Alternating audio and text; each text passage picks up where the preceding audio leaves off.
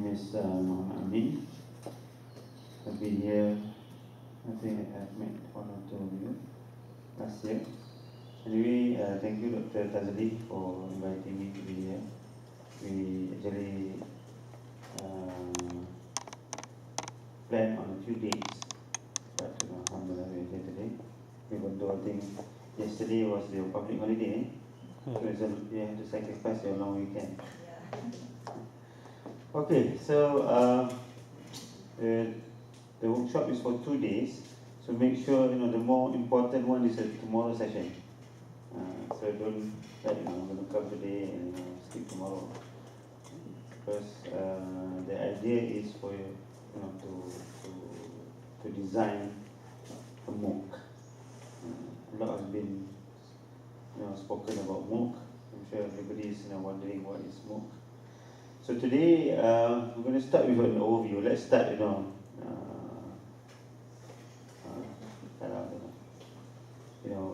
I think it's important to believe in what you're doing. I'm not so sure whether you're here because the department nominated you, or I'm not so sure. Huh? Oh, okay, that's good. That's good. That's really good.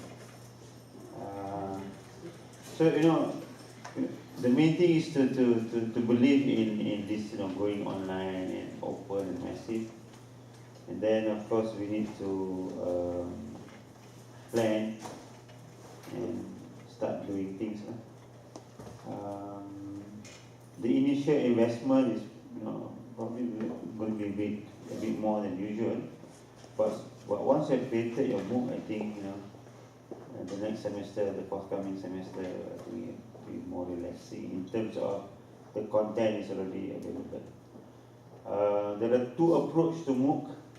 One is like everything is done by the technical people. Normally there's a combination of the SME. We are the SME, subject matter expert, and then we've got the technical team.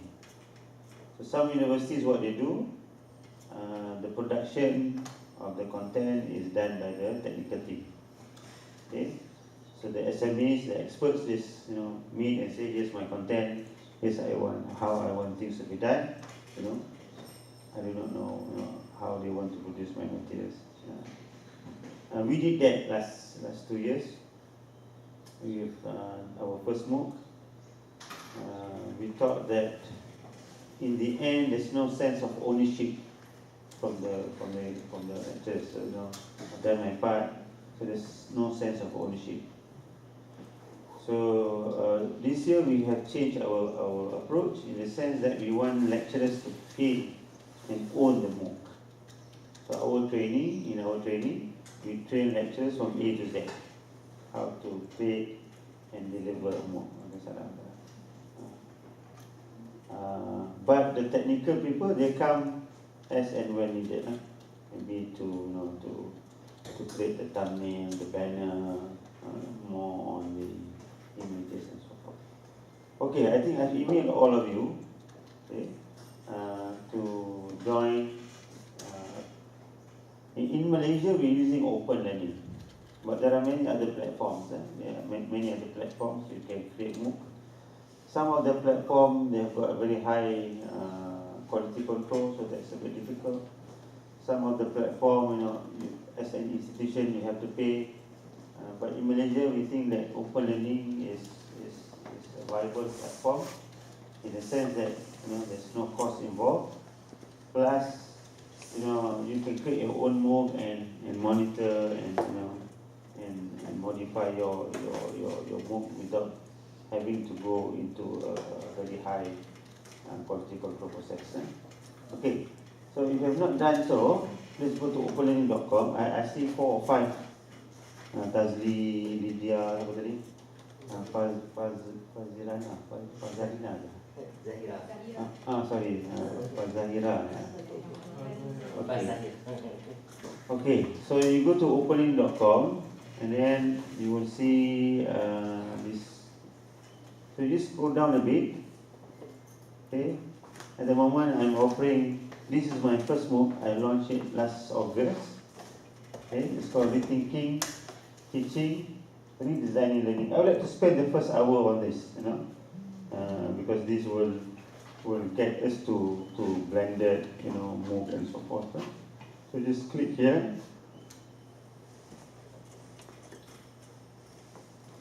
By the way, I won an award, an international award for this MOOC, from the Open Education Consortium. I went to Poland last 2-3 weeks to this award. I'll show you the pictures. Okay, so what you do, you just click join the course, and then fill in this the registration form if you have not done so, and then click join the course.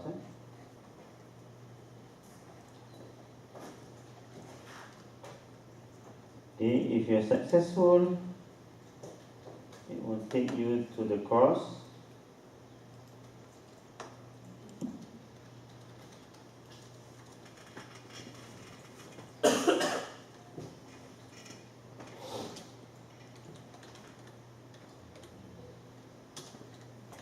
Okay.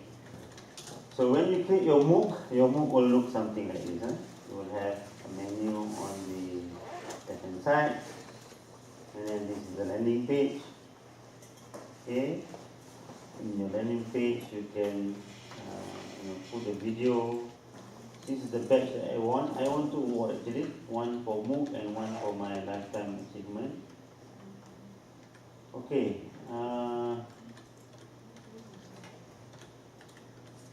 So my course has got 12 modules.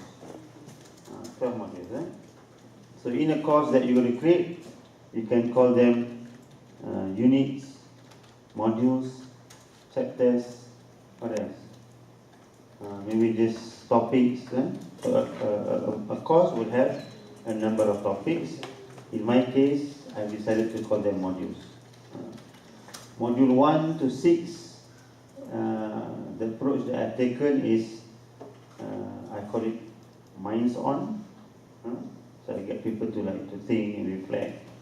And module 7 to 12 is what I call hands on. There's a lot of tools there, strategies and tips how to do things. Okay, mine is a self-paced course. So when you create a MOOC, you can either choose. The default is that it's in session. In session meaning to say you take your students topic by topic. Like module 1 will be 1st January, module 2 will be 8th January. That's how it is sequenced in MOOC. That's the in session. So if you're offering like a course that you're teaching in UTP and you want to offer it as a MOOC, normally you offer it as an in session. It has a start date and end date, but you go weekly on a weekly or maybe bi-weekly basis. But mine is a self-paced. That's why you see the dates are all the same. So mine is the duration is 6 months. So people can come in anytime and do the modules at any sequence they want. So the self-paced is more challenging for the instructor, because, for example, now I've got many participants who are already finishing the module, and I've got you guys now just entering and probably doing the first module. So this is a self-paced. So you can do self-paced or in session. And normally when people want to do a MOOC, they will ask, do I get a certificate? So you decide. But the system can generate this. The platform allow you to create your own certificate. So this is a course offered by me from UKM. If you complete 90% of the course, meaning to say you go through the videos and you complete all the assignments, I will send the certificate to you, signed by me. Okay, and my course is worth 3 credits. It's a 3 credit hour course.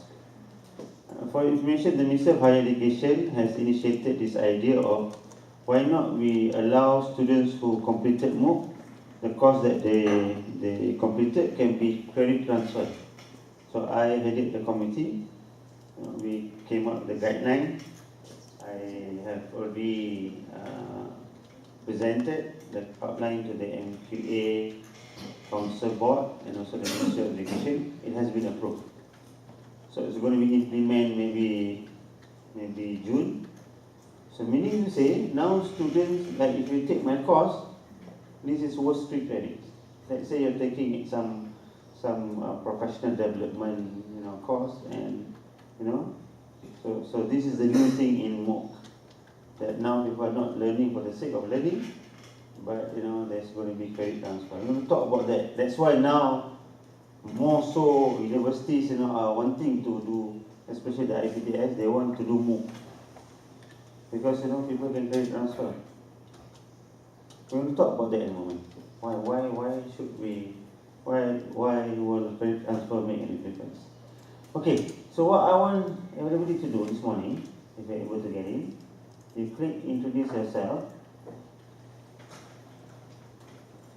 Then you scroll down a bit.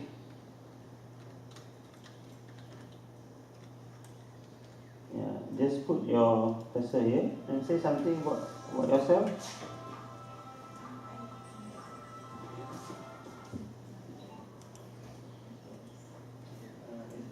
It's better if you can use Chrome rather than iPhone.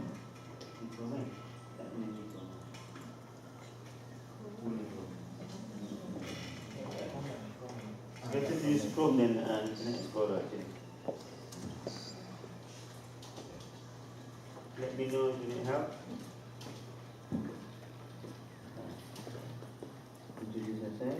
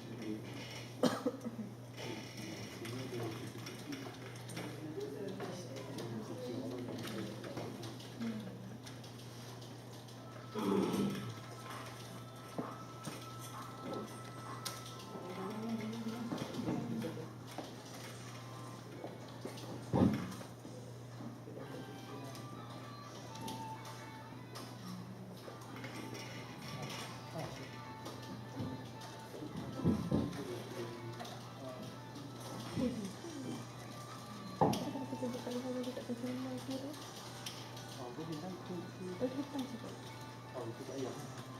Once you're done, please post comment.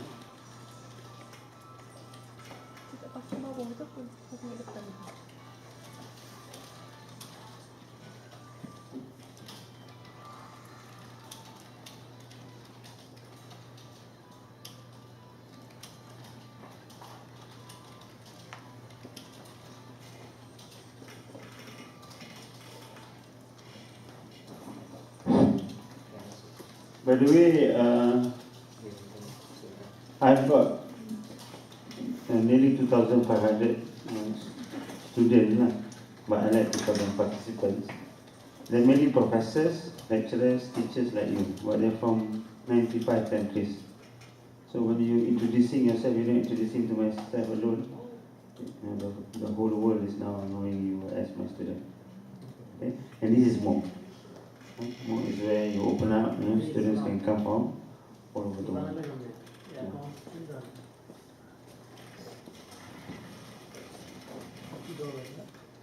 And you've got a chance to also learn new things from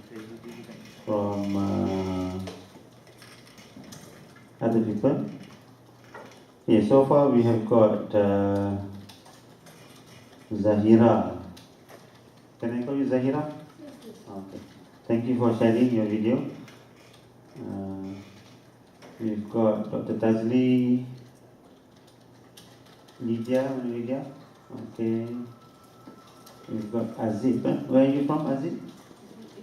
Ethiopia. I think we met last time.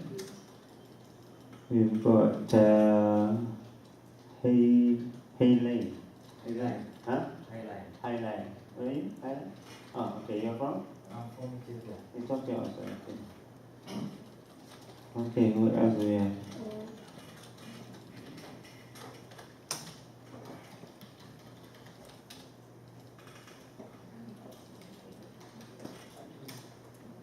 Okay, we have Bawadi Abdullah. You are from Malaysia. We've got Asna, Muhammad Hasnain. Okay, I think you registered earlier.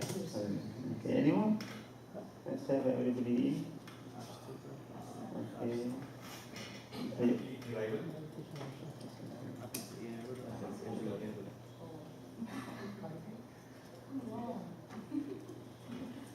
Okay, we've got Luqman, we've got Mr. Abdul Salam.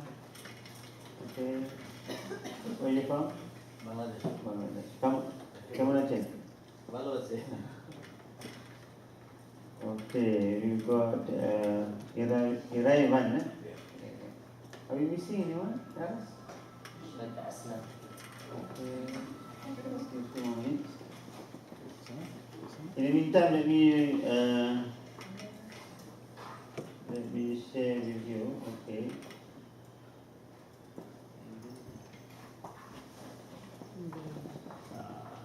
Yeah, this is I got 2 awards. One for individual educator award. This is a lifetime achievement for my contribution to open education. And this is another one. This is the president of Open Education Consortium. So I went to Poland and visited some countries, Austria, Hungary, Czech, Germany, for 2 weeks. Okay.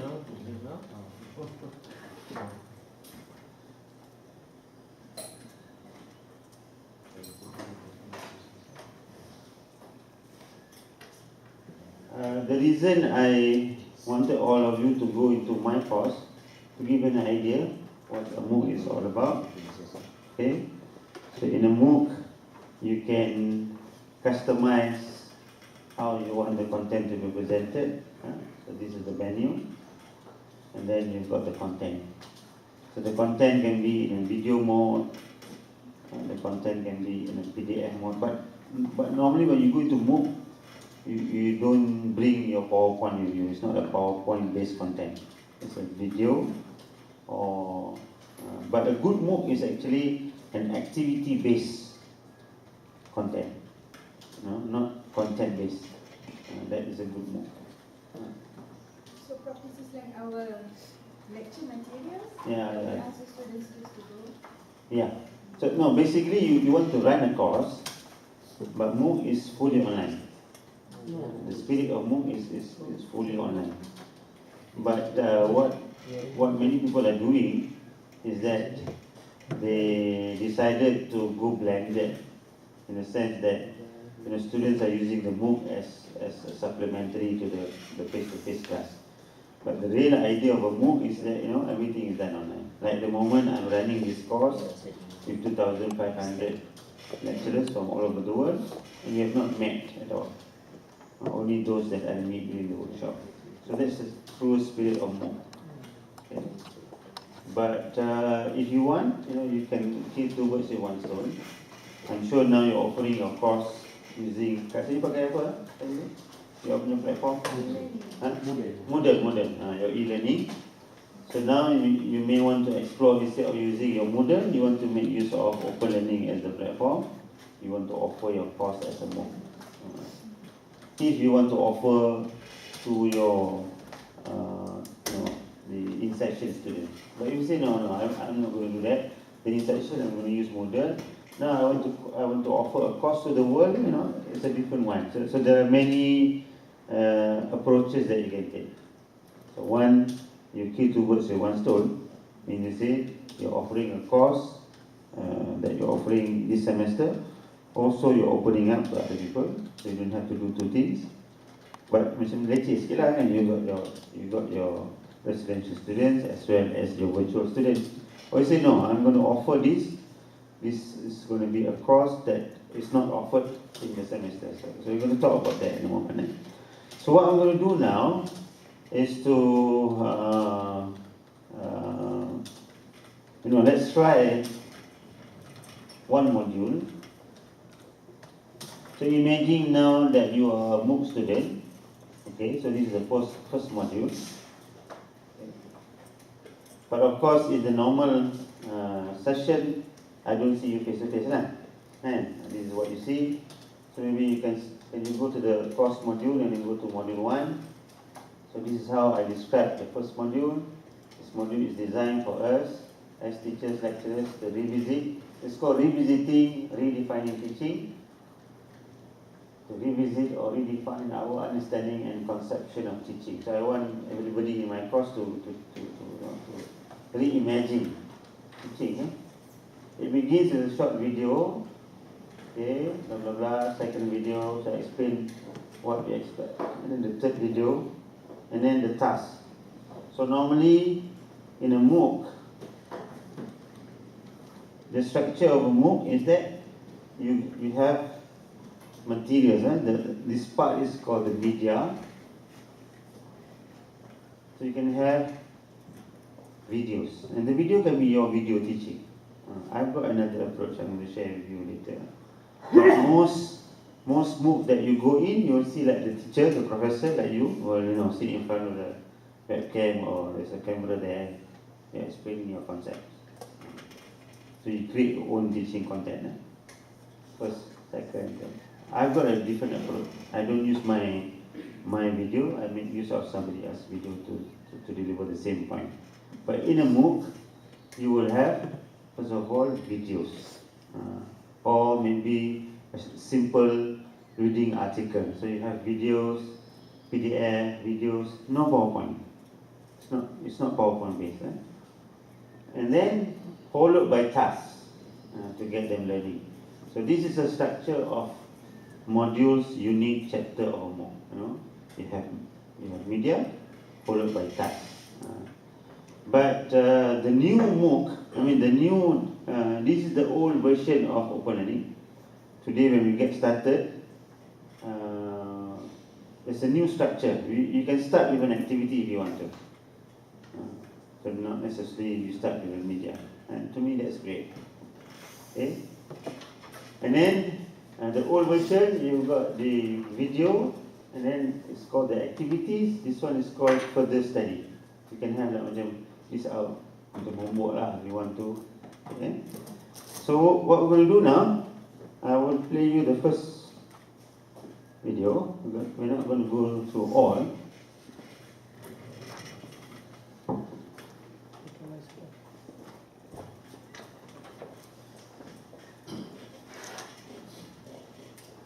In 1930, the Republican-controlled House of Representatives, in an effort to alleviate the effects of the Great Depression, passed the tariff bill, the Hawley-Smoot Tariff Act, which raised tariffs in an effort to collect more revenue for the federal government. Did it work? Anyone? Anyone know the effect? It did not work, and the United States sank deeper into the Great Depression. Today, we have a similar debate over this. Anyone know what this is, class? Anyone? Anyone? Anyone seen this before? The Laffer curve. Anyone know what this says? It says that at this point on the revenue curve, you will get exactly the same amount of revenue as at this point. This is very controversial. Does anyone know what Vice President Bush called this in 1980? Anyone?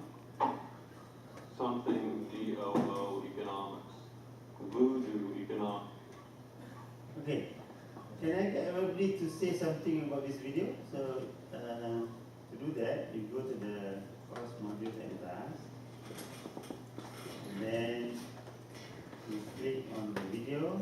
I mean, I've already clicked the video for you. So click here. Okay, and then pause the video.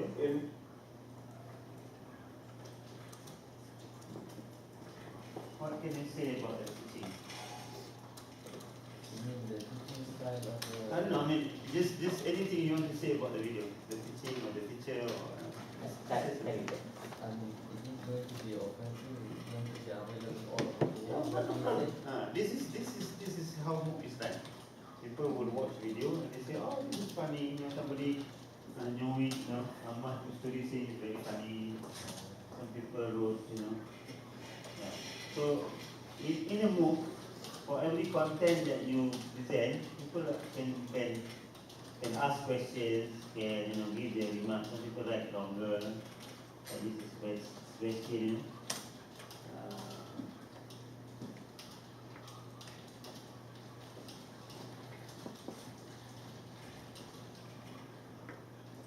So in a MOOC, every page is like a discussion to get people to think. It's not just like spoon feeding and they just receive the knowledge.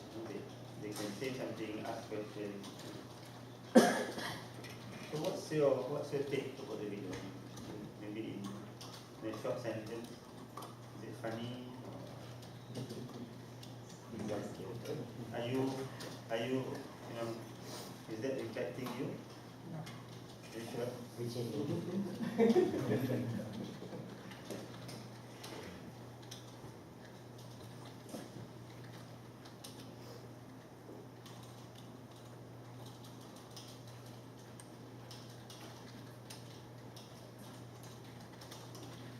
Are you able to get into the opponent? Yeah.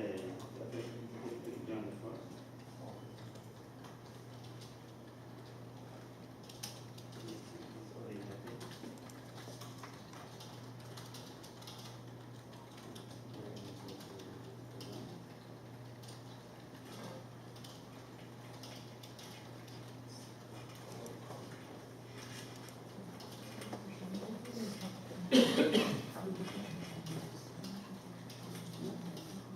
We'll talk about that.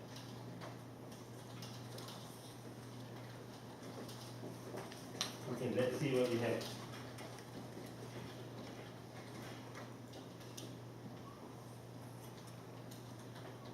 Normally people say it's... In 1930, they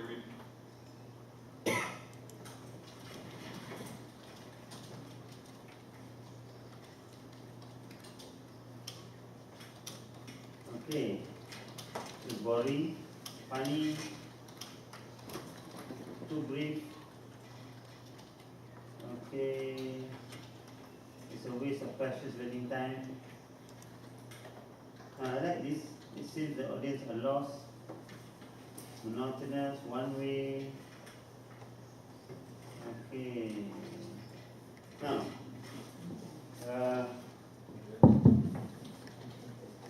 I like to use the word disconnected. I think the students are disconnected. They're there, but they're not able to connect with the lecturer. And I think it's happening all over higher education. Our students today are in the classroom, but they're disconnected with us, with our teaching. And this is, I think, a disaster. That they come to university to learn.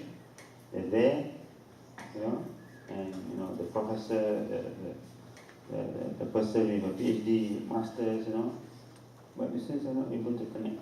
I was in UTHM 2 days ago. We had a similar session.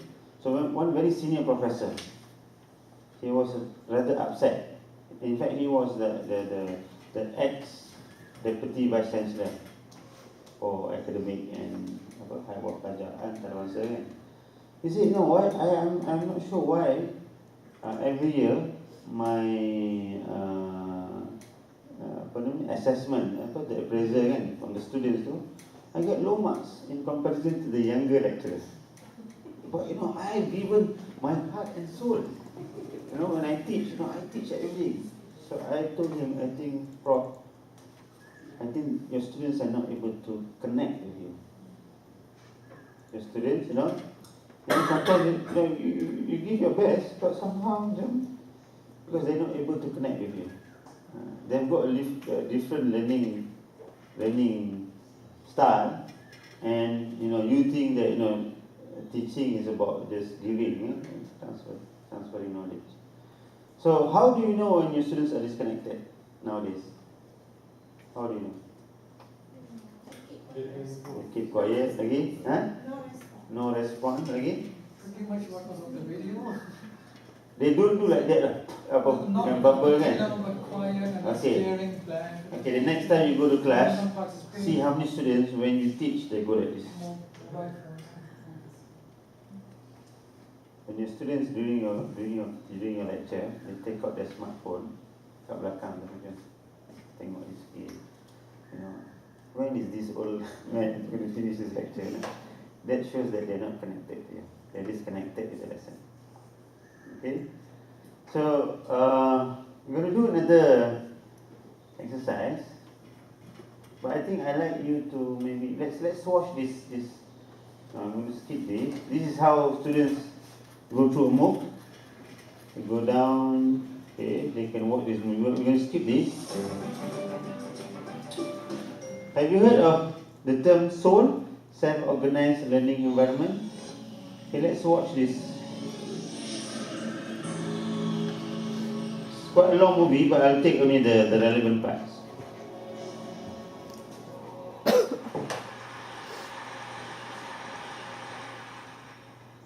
What is going to be the future of learning? I do have a plan, but in order for me to tell you what the plan is, I need to tell you a little story which kind of sets the stage. I tried to look at where did the kind of learning we do in schools, where did it come from? And you can look far back into the past, but if you look at present day schooling the way it is, it's quite easy to figure out where it came from. It came from about 300 years ago. And it came from the last and the biggest of the empires on this planet. Imagine trying to run the show, trying to run the entire planet without computers, without telephones, with data handwritten on pieces of paper and traveling by ships. But the Victorians actually did it. What they did was amazing. They created a global computer made up of people. It's still with us today. It's called the bureaucratic administrative machine. In order to have that machine running, you need lots and lots of people. They made another machine to produce those people. The school. The schools would produce the people who would then become parts of the bureaucratic administrative machine. They must be identical to each other. They must know three things. They must have good handwriting because the data is handwritten. They must be able to read, and they must be able to do multiplication, division, addition, and subtraction in their head. They must be so identical that you could pick one up from New Zealand and ship them to Canada, and it would be instantly functional. The Victorians were great engineers. They engineered a system that was so robust that is still with us today, continuously producing identical people for a machine that no longer exists. The empire is gone. So what are we doing with that design that produces these identical people? And what are we going to do next, if we ever are going to do anything else with it? So that's a pretty strong comment there. I said, schools as we know them now, they're obsolete. I'm not saying they're broken. It's quite fashionable to say that the education system is broken. It's not broken. It's wonderfully constructed. It's just that we don't need it anymore. It's outdated. What's the kind of jobs that we have today? Well, the clerks are the computers. They're there in thousands in every office. And we have people who guide those computers to do their clerical jobs. Those people don't need to be able to write beautifully by hand. They don't need to be able to multiply numbers in their heads. They do need to be able to read. In fact, they need to be able to read discerning. But that's today. But we don't even know what the jobs of the future are going to look like. We know that people will work from wherever they want, whenever they want, in whatever way they want. How is present-day schooling going to prepare them for that work? Well, I bumped into this whole thing completely by accident. I used to teach people how to write computer programs in New Delhi 14 years ago. And right next to where I used to work, there was a slum. And I used to think, how on earth are those kids ever going to learn to write computer programs? Or are they, should they not? At the same time, we also had lots of parents, rich people, who had computers, and who used to tell me, you know, my son, I think he's gifted, because, you know, he does wonderful things with computers. And my daughter, oh, surely she's, you know, extra intelligent. And so on. So I suddenly figured that how come all the rich people are having these extraordinarily gifted children? What did the poor do wrong? I made a hole in the boundary wall of the slum next to my office and stuck a computer inside it just to see what would happen if I gave a computer to children who never would have one, didn't know any English, didn't know what the internet was. The children came running in, it was 3 feet off the ground, and they said, what is this? And I said, yeah, it's, you know, I don't know. So they said, why have you put it there? I said, just like that. And they said, can we touch it? I said, if you wish to. And I went away. About 8 hours later, we found them browsing and teaching each other how to browse. So I said, but that's impossible. Because, you know, how is it possible? They don't know anything. My colleague said, no, it's a simple solution. One of your students must have been passing by, showed them how to use the mouse. So I said, yeah, that's possible. So I repeated the experiment. I went 300 miles out of Delhi into a really remote village where the chances of a, you know, a passing software development engineer was very little. I repeated the experiment there. There was no place to stay, so I stuck my computer in, I went away, came back after a couple of months, found kids playing games on it. When they saw me, they said, we want a faster processor and a better mouse. So I said, how on earth do you know all this? And they said something very interesting to me. In an irritated voice, they said, you've given us a machine that works only in English, so we have to teach ourselves English in order to use it. That's the first time as a teacher that I heard the word teach ourselves said so casually. Here's a short glimpse from those years. That's the first day at the hole in the wall. On your right is an 8-year-old. To his left is his student. She is 6. And he's teaching her how to browse. Then on to other parts of the country, I repeated this over and over again, getting exactly the same results everywhere.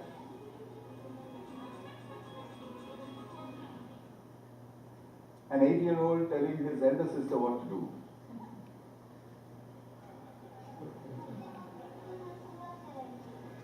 And finally a girl explaining in Marathi what it is, and said there's a processor inside. So I started publishing. I published everywhere, I wrote down and measured everything, and I said in 9 months, a group of children left alone with a computer in any language would reach the same standard as an office secretary in the West. I'd seen it happen over and over and over again. But I was curious to know what else would they do if they could do this much. I started experimenting with other subjects. Among them, for example, pronunciation. There's one community of children in southern India whose English pronunciation was really bad. And they needed good pronunciation because that would improve their jobs. I gave them a speech-to-text engine in a computer. And I said, keep talking into it until it types what you say.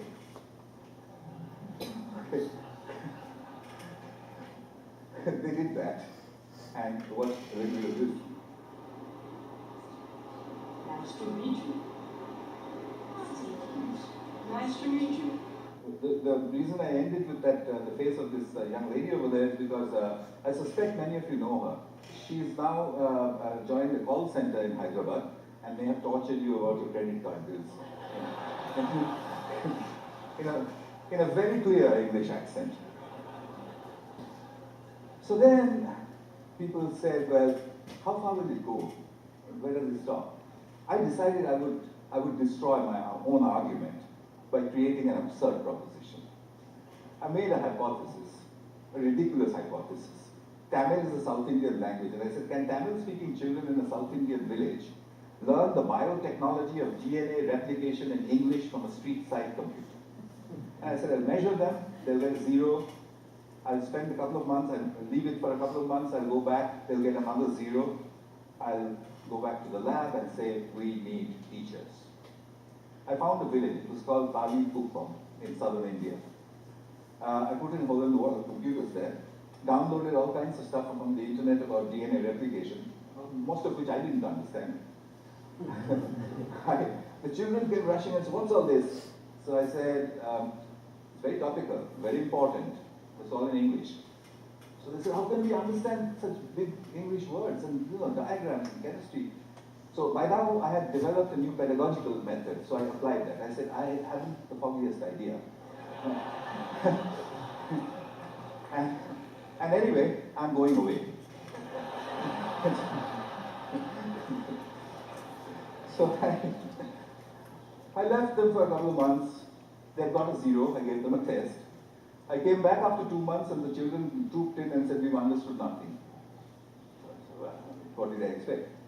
So I said, okay, but how long did it take you before you decided that you can't understand anything? So they said, we haven't given up. We look at it every single day. So I said, what? You don't understand these fields and you keep staring at it for 2 months, what for? So a little girl, who will see this now, she raised her hand and she says to me in broken Tamil and English, she said, well, apart from the fact that improper replication of the DNA molecule causes disease, we haven't understood anything else.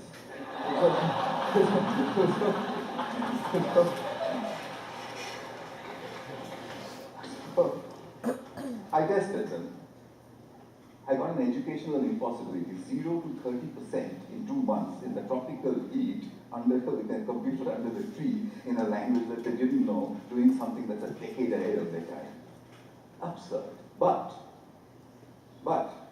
I had to follow the Victorian norm. 30% is a fail. How do I get them to pass? I have to get them 20 more marks. I couldn't find a teacher. What I did find was a friend that they had. A 22-year-old girl who was an accountant, and she stayed with them all the time. So I asked this girl, can you help them? So she says, absolutely not. I didn't have science in school. I have no idea what they're doing under that tree all day long. I can't help you. I said, I'll tell you what, use the method of the grandmother. So she says, what's that? I said, stand behind them. Whenever they do anything, you just say, well, wow, I mean, how did you do that? What's the next page? Gosh, when I was your age, I could have never done that. I mean, you know what grannies do. So she did that for 2 more months. The scores jumped to 50%. Kaligutpam had caught up with my control school in New Delhi, a rich private school with a trained biotechnology teacher. When I saw that graph, I knew there is a way to level the playing field. Here's Kaligutpam.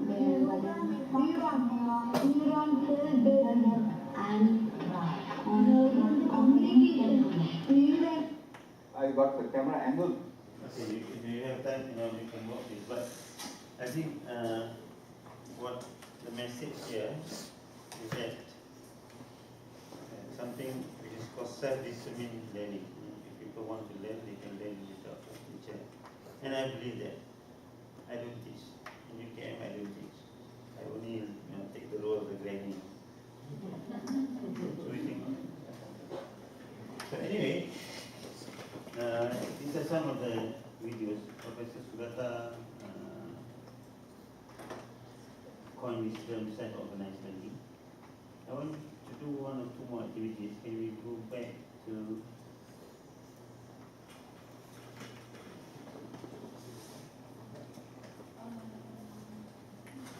Okay, if you go back to module 1, the first task here, it says your conception of teaching.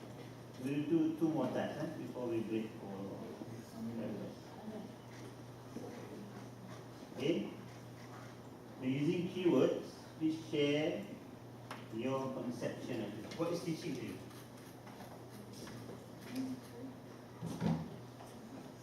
Okay. Go to module 1. Go down.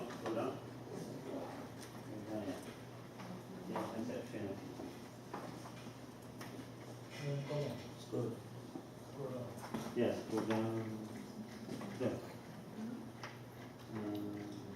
Start with the color again.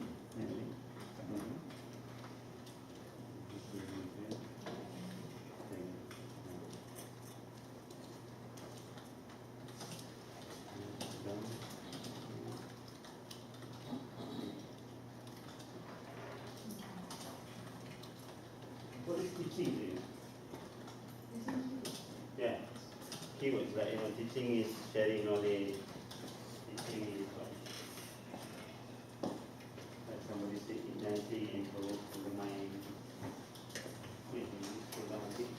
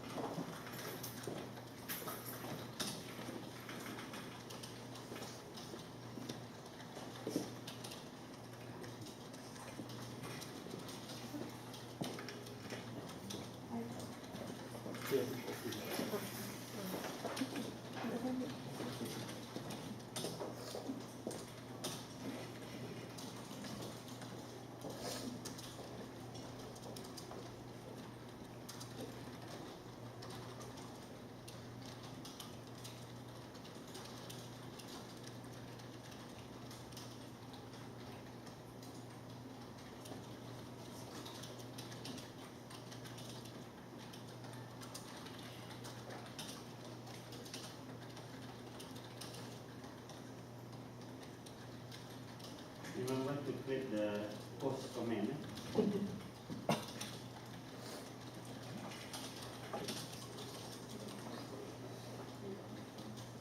Okay, we've got some very interesting conception here. Teaching is to facilitate learning and understanding. Teaching is about interaction between a teacher and a student on a chosen topic. Teaching is guiding. Teaching is creating the future. Very interesting. Passing, sharing knowledge, training minds, shaping minds. Another interesting one. What else?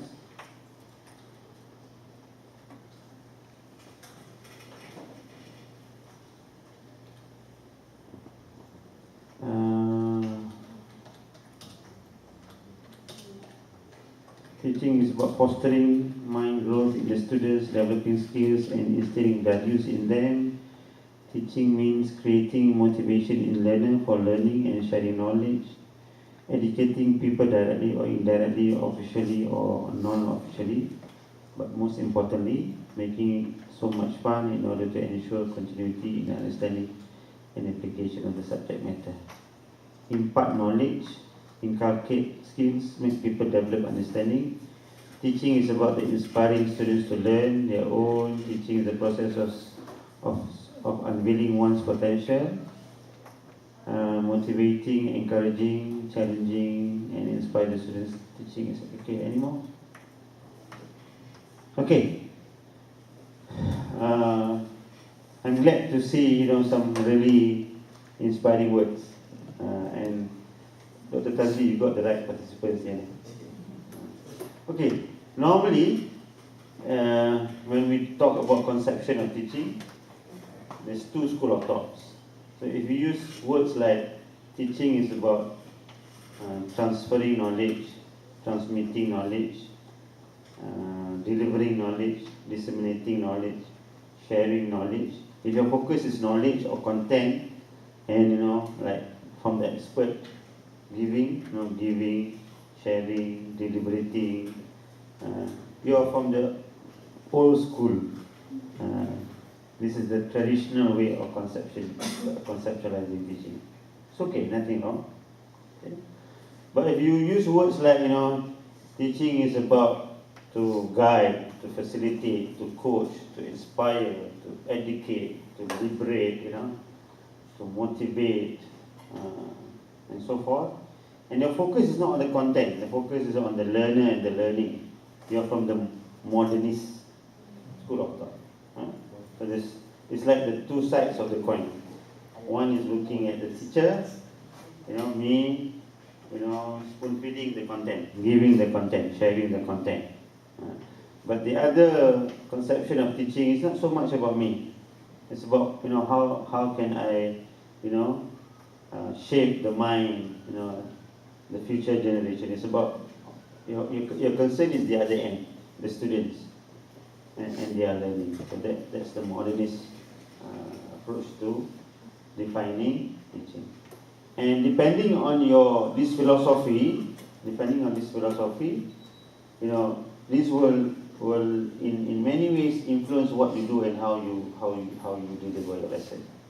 Okay, we want to do another activity. So what I want you to do is to scroll down, and then there's another activity which says, is teaching equals to learning? Is teaching equal to learning?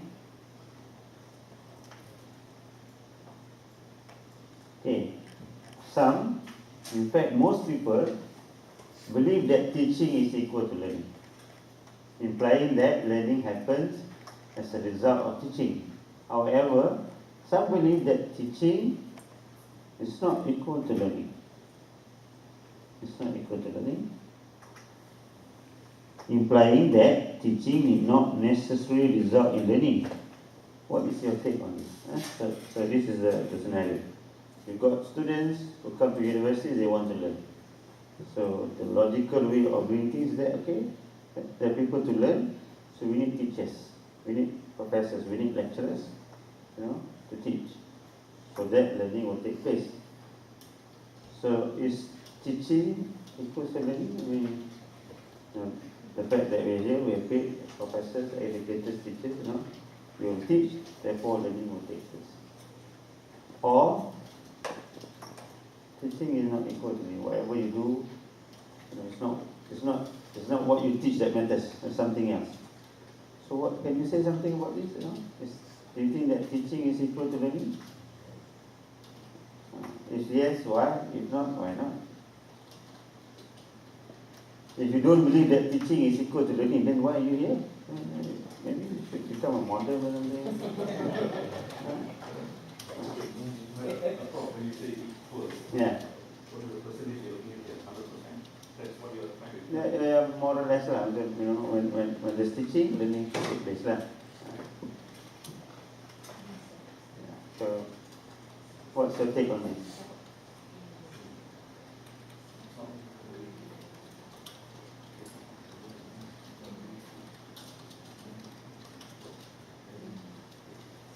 So if you don't believe that teaching is equal to learning, then why have you decided to become a teacher, a lecturer? Anyway, happy Teachers Day. Related on, And if you believe that teaching is equal to learning, I've got a joke for you.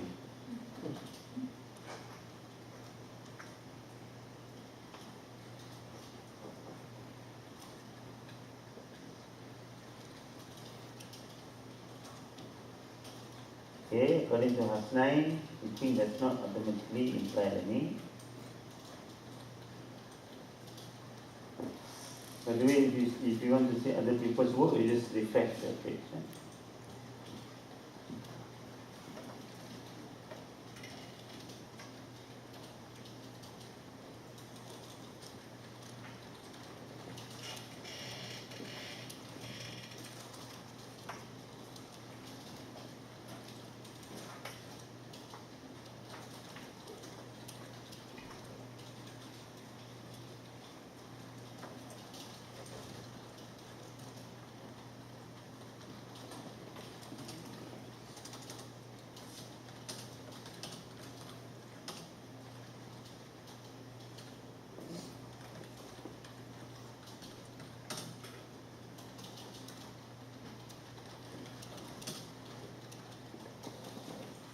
Okay, so we've got teaching is about imparting the right skill, right mindset. Want to learn have all of these. From learning is the obligation of knowledge. Okay.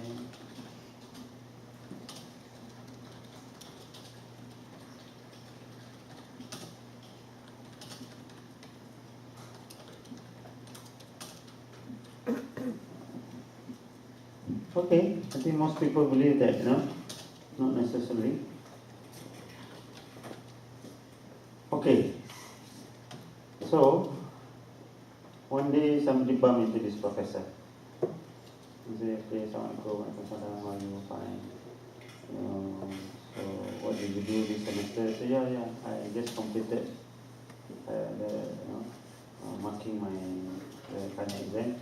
I taught for one semester last week. Okay. And so the fellow asked him, did they learn? Then he said, this is my problem.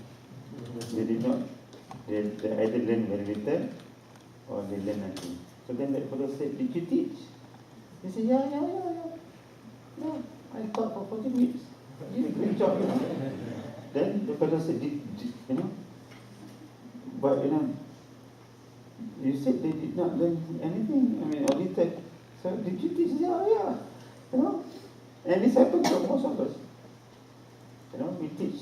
Every semester we teach. And I'm sure we did our best with PowerPoint dan semua kan. So bila final exam, if you say teaching is equal to learning, kalau tak 100% pun, let's say all students should get like 85, 90. Did that happen? Semester in, semester out, no kan? No.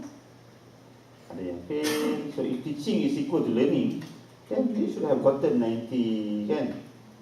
So I don't think it's right to say that, learning is a result of teaching. So what happened to this professor? Actually, or to all of us, we did a great job teaching. The professor did an excellent job teaching. But most of us, we did poorly. The professor also did poorly to facilitate learning, to make sure that learning has happened. This is our problem. We're so concerned about teaching that we forgot about learning. We think that automatically learning will take place. So we spend class time teaching, telling, explaining, thinking that through explaining, through lecturing, learning will take place. Can I get everybody to go to Google now? Let's open Google images.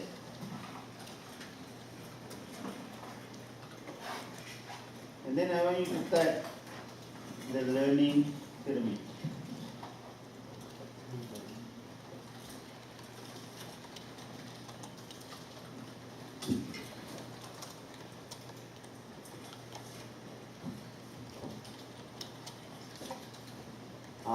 Now we found the answer. What happened to the professor? Okay. Students can only retain 5% of what we lecture. According to this, it's better to give them reading materials than to lecture. In UKM, in front of the Vice Chancellor, I say, why lecture when Google has got most of the answer? So he pondered a bit and said, yeah, I think I agree with that one. Why lecture when Google has got most of the answer? Why lecture? Next semester we're going to try something crazy. Week 5 and week 11 is going to be lecture-less week. We're going to lock all lecture halls. We're going to try this experiment. So that now professors lecture will now to think of, can people learn if you don't lecture? Do you think? Can people learn if you don't lecture? Of course they can. Yeah.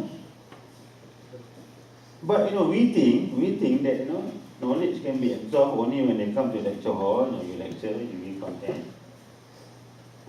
But there are other ways. So if you want learning to take place according to to this model, get them to work in group. Give more practice. learning by doing. And then the best is actually peer instruction. It's called peer instruction. So actually these are some of the fundamentals of going into blended, flipping the classroom and going to MOOC. Do less teaching, get them to do more. Remember Confucius said, I hear, I forget. We should write this down. I hear, I forget. I hear lecture, I forget. I see, I remember. Reading, audiovisual, demonstration. I see, I remember.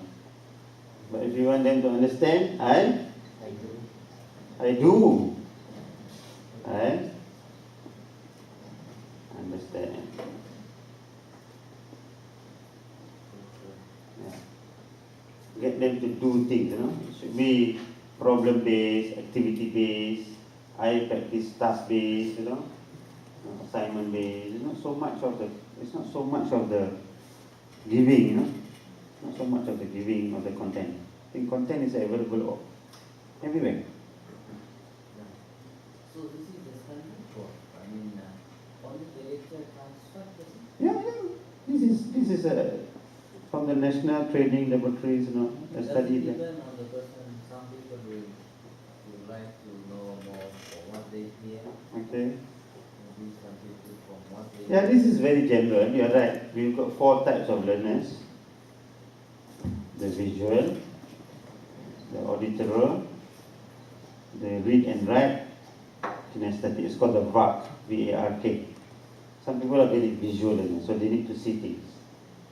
Some people, they can learn just by listening. But many people, our generation today, they're very visual people. This is read and write. Some people, they learn better by reading and writing, and a lot of people, they are hands-on. But this is just to give an idea that, don't focus too much on lecture. And I strongly believe this. I don't teach, I don't lecture.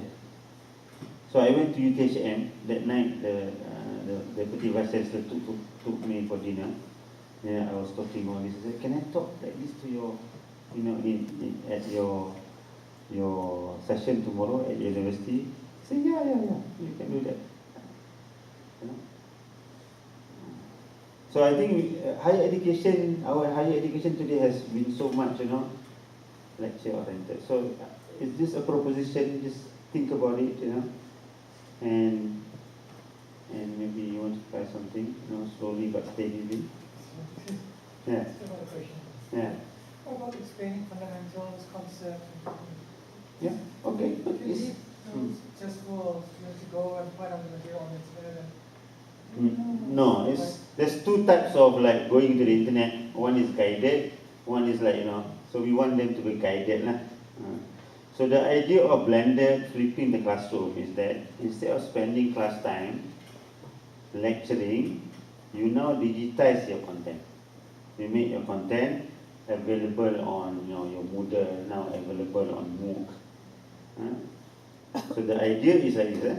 Okay, let's give a scenario. This is like the common scenario in the classroom. So I've got how many? Maybe 30, 40 students in my class. I come with my PowerPoint. What do? Go to the PowerPoint, spend a bit, go to the PowerPoint, and that's normally what we do lah. Or we make use of the whiteboard. So I will give you both scenarios. So while we are lecturing, telling, describing what's happening on the other end, students are taking notes. What do they write more? What you say or what is on the PowerPoint, you think? What is it about? No? They will write what is on the PowerPoint. Okay, if they got the PowerPoint printed already, then it's good lah. So they don't have to concentrate. But in many, all the okay. Okay. And they don't even come with a pen. Okay.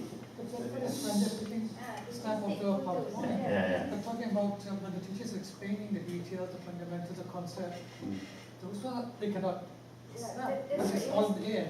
I think that's why it has to be guided.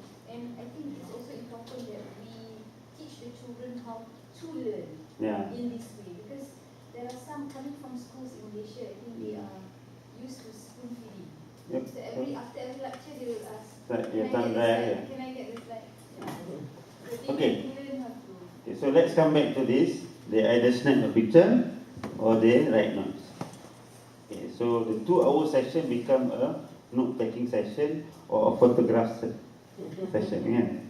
I mean, you would be very happy if they can write down, yang the juicy part, the story yang ini kan. But if two things happens, something visual and something audio, which one is more easier to process? The visual. The audio tu you nak kena write in sentence kan. So in many of the lecture hall today, the students are busy copying notes because they do not know where you're going to go next kan. So for 2 hours they took notes and maybe very little learning because it's not spent about the activity that they're doing now. That's not learning. Right? Think about it. Yeah. So meaning to say, if we think that people learn by taking notes, give them the notes. If you think that people learn by taking notes, snap 10 pictures of your slides, share it in WhatsApp. But that's not how people learn. And people learn by doing. The more they do, the more they learn. Okay, now let's go back now you're writing on this whiteboard. Let's do another scenario.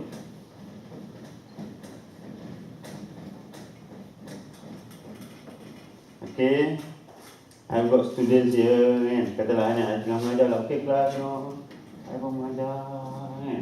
Tak pergi next line. What's happening at the back there? They're busy kan. You're explaining, but do you think they're writing what you're explaining or they have, because you tengah tulis ni, these are important. Although what you're saying is also important, but what you're writing, so again same thing. Students spend like 1 hour. Okay. In the end, they tanya, maybe they understood a bit, but because they're kept busy writing something yang I like the idea that give them the notes. I do that many years ago. Now I don't do anymore. I give them notes. So class time everybody is so relaxed. So now they can take 1 or 2 notes. I can interact with them. But now I don't do that at all. I don't teach. I became like that nanny today lah. I'm wrong. I give that. Okay, today we're going to learn thermodynamics. Okay, do you know anything about thermodynamics? No. I said, I don't know. Why don't you find out? There's 2 ways of teaching. One is teaching by telling. The other one is teaching by questioning. Good teachers are not those who provide the correct answers. We want to give them all the answers. Good teachers are those who ask the right questions. Get them thinking. Put them at the driver's seat. Okay, I'm going to play one video.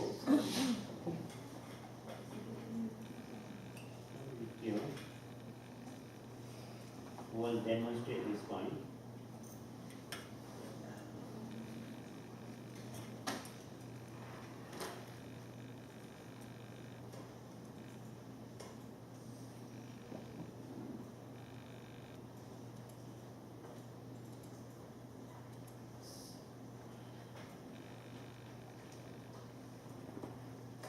นี่คือเรื่องราวระหว่างฉันกับลูกและสับปะรด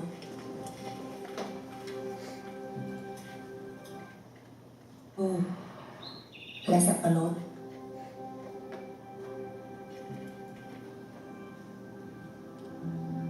ฉันไม่ได้เรียนหนังสือไม่รู้ว่าต้องพูดต้องสอนแบบไหนฉันรู้แค่ว่าต้องทำให้ดูให้เขาเห็นเป็นตัวอย่าง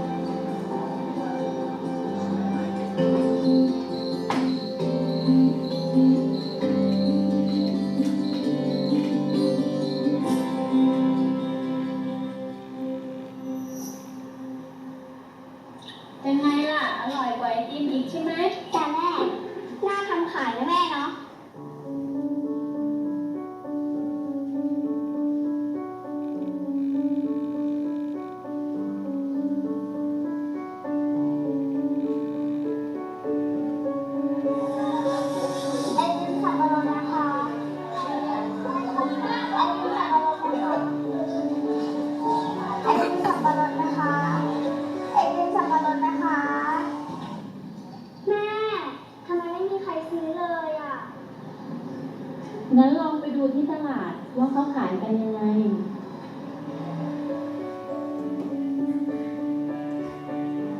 จริงไหมจ๊ะกองละ5 บาทกอง10จ้าปิ้งจังครับปิ้งอร่อยครับปิ้งจังครับจ้า มีกองละ5ราคา3กอง10จ้า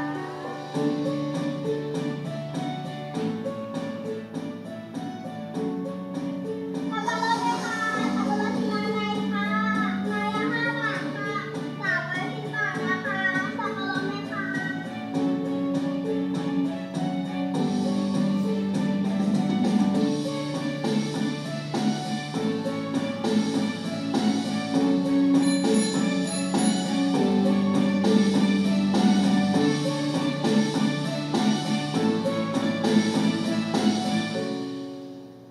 พอเห็นเขาได้สังเกตได้ลองทำเอง วันนี้ฉันสบายใจแล้ว ที่เห็นเขาทำได้แบบนี้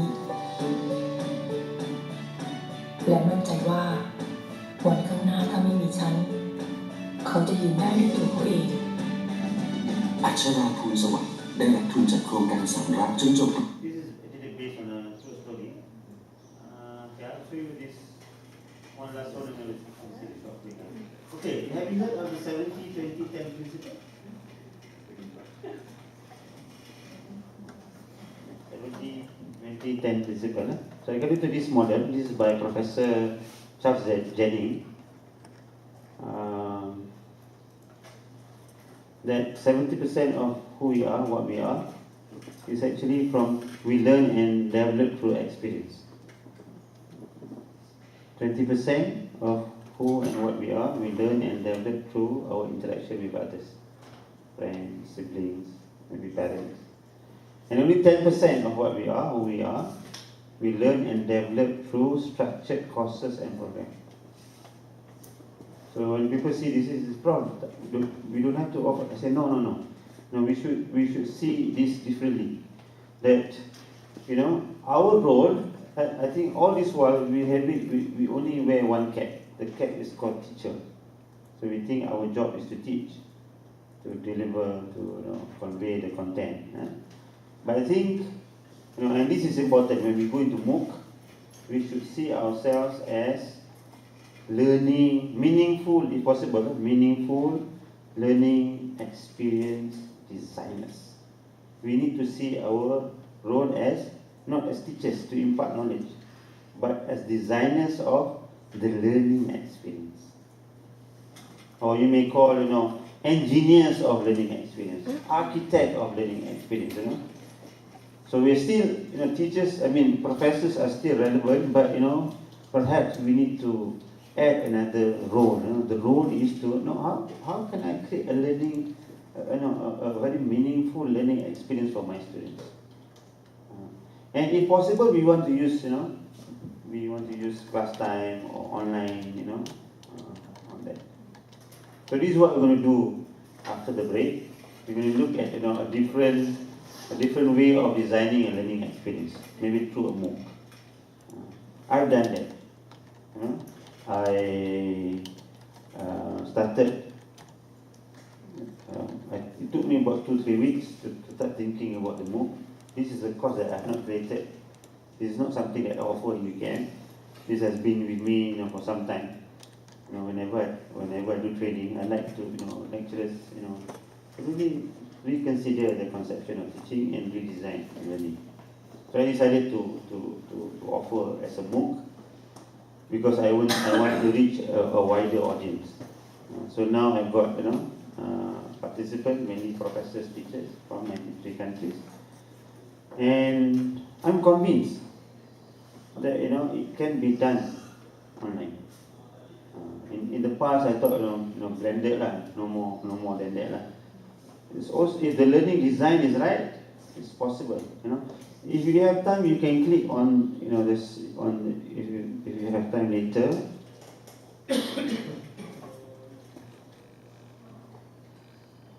Okay, I've got two. One initial reaction, another one is final reaction, final reflection. What some of the participants have completed. Wiki is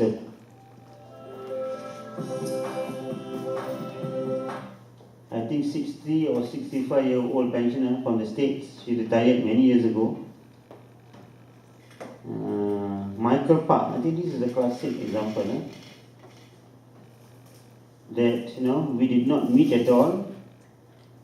Okay, I created something online, and this is what he has to say. So, please have a moment, read this, and then we'll have a short break. After the break, we'll go seriously into what MOOC is all about. So, I have not met Michael. From the picture, I must say that he must be 58 or even 60. Okay.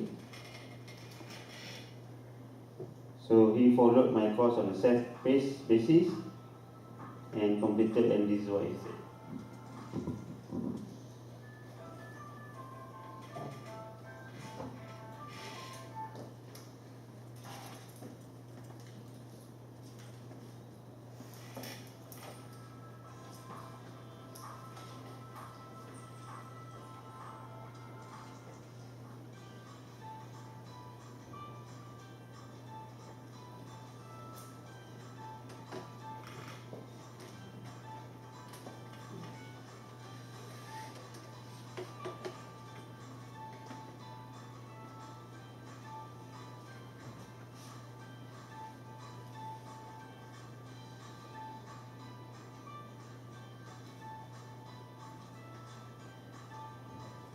Okay, can we have maybe 20 minutes break? When we come back, we go see this on MOOC.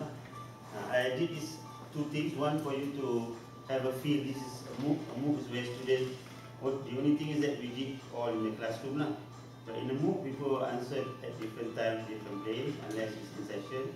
So they will have a look at your video, and they say something, and then you will give them tasks. Some of the tasks, you can also give quizzes. There's three types of assessment. Assessment of learning, assessment for learning, and assessment as learning. I think many of us practice assessment of learning. When you give something, you want to find out how much they have learned. I don't do that so much. I do assessment for learning and assessment as learning. So I give you the task that I have given you just now is for as learning and for learning to help you, internalize things. We will talk a bit more on that. Okay, so around 20 minutes or so. Come on, atas. Second floor, room number 12. Huh? Second floor, room number 12. Second floor, room number 12.